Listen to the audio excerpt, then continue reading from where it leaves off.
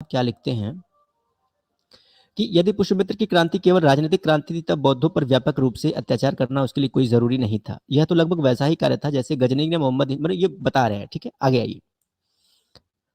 मनुस्मृति को ईश्वरीकृत कहा जाता है। यह कहा जाता है कि इसे स्वयंभू अर्थात ब्रह्मा जी ने मनु को सुनाया था और बाद में मनु ने इससे मनुष्यों को बताया। यह दावा स्वयं इसमें किया गया। यह आश्चर्यजनक बात है कि किसी ने भी इस दावे के आधार पर जांच करने की चिंता नहीं की। इसका फल यह हुआ कि भारत के इतिहास में मनुस्मृति की विशेषता, स्थान और महत्व का मूल्यांकन करने में कोई सफल नहीं हो सकता है।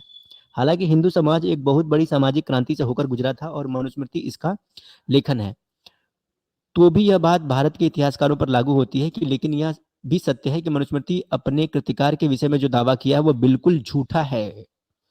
कि मनुस्मृति में अपने कृतिकार यानी कि मनुस्मृति के रचनाकार के बारे में जो दावा किया गया है कि भाई मनुस्मृति को मनु महाराज ने रचा था, वो बिल्कुल झूठा है। ये कौन कर रहे हैं? डॉक्टर अंबेडकर लिखते हैं। और इस झूठे दावे के कारण जो आस्थाएं उपजी है वह कोई तर्कसंगत नहीं है। प्राचीन भारतीय इतिहास में मनु की आदर सूचक संज्ञा थी। इस संहिता को गौरव प्रदान करने के उद्देश्य से मनु को इसका रचयिता कह दिया गया। ध्यान दीजिएगा, मनु की आदर सूचक संज्ञा थी, यानी कि मनु महाराज को आदर के तौर पर देखा जाता था। तो बाद के कालखंडों में जो सुमति भार्गव नाम के व्यक्ति ने जो मनुस्मृति की रचना की, तो उसने उस अपने रचना को महाराज मनु का नाम दे दिया कि भाई इसको मनु महाराज ने लिखा है। इसमें कोई शक नहीं कि यह लोगों को धोखे में रखने के लिए किया गया। जैसे कि प्राचीन प्रथा थी, इस संहिता को भृगु के वंश के नाम से जोड़ दिया गया।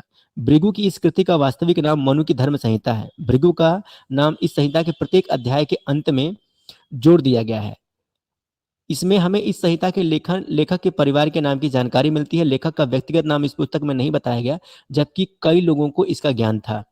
लगभग 4वीं शताब्दी में नारद स्मृति के लेखक को मनुस्मृति के लेखक का नाम ज्ञात था।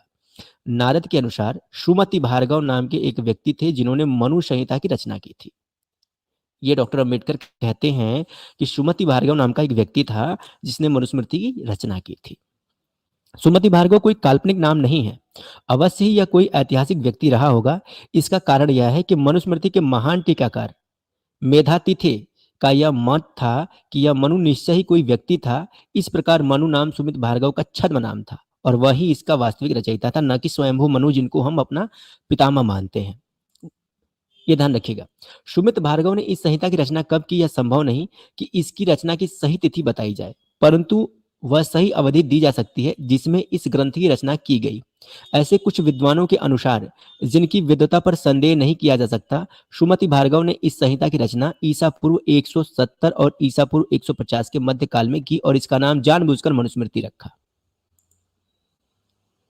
तो अभी जब हम खंड 36 का प्रकरण पढ़ रहे थे, तो खंड 36 में बाबा साहब कहते हैं कि अथर्ववेद से पता चलता है और फिर पाणिनि के अष्टाध्यायी तक, तो पाणिनि का कालखंड अगर आप निकालेंगे तो उस समय तक स्त्रियों की हालत और स्त्रियों की परिस्थितियां और स्थितियां काफी सम्मानजनक थी और काफी सुदृढ़ थी। उसके बाद से फिर आप आएंगे तो फिर बौद्धों का युग आपको देखना चाहिए कि बौद्धों के कालक्रम में, बौद्धों के ग्रंथों में स्त्रियों के बारे में क्या कहा गया है। और फिर उसके बाद कालक्रम आता है इस सुमति भार्गव का, यानी कि ये 170 या 150। भाई उसके पहले तो बौद्धों का काल रहा। तो ये जो बाबा साहब जिस मनुस्मृति की तरफ इशारा कर रहे हैं, वो मनुस्मृति असल में बौद्धों के बाद लिखी गई, जिसका रचनाकार वो बताते हैं कि कोई सुमति भार्गव नाम का व्यक्ति था जिसने झूठ मूठ में मनु महाराज का नाम लेकर के और मनुस्मृति संहिता या फिर मनुस्मृति नाम के ग्रंथ की रचना की। अब चलिए हम आपको कुछ और चीजें दिखाते हैं। इस तथ्य पर ध्यान दें कि पुष्य, हाँ हेलो सर, आप जो कह रहे हैं कि बुद्ध के बाद मनुस्मृति लिखी गई, उन्होंने अंबेडकर जी ने वो मनुस्मृति जलाई। हाँ, सुमति भार्गव की मनुस्मृति जलाई, श्रीमती भागवत की मनुस्मृति जलाई। तो अगर मैं आपसे पूछूं कि ओरिजिनल, श्रीमती भार्गव नहीं सर,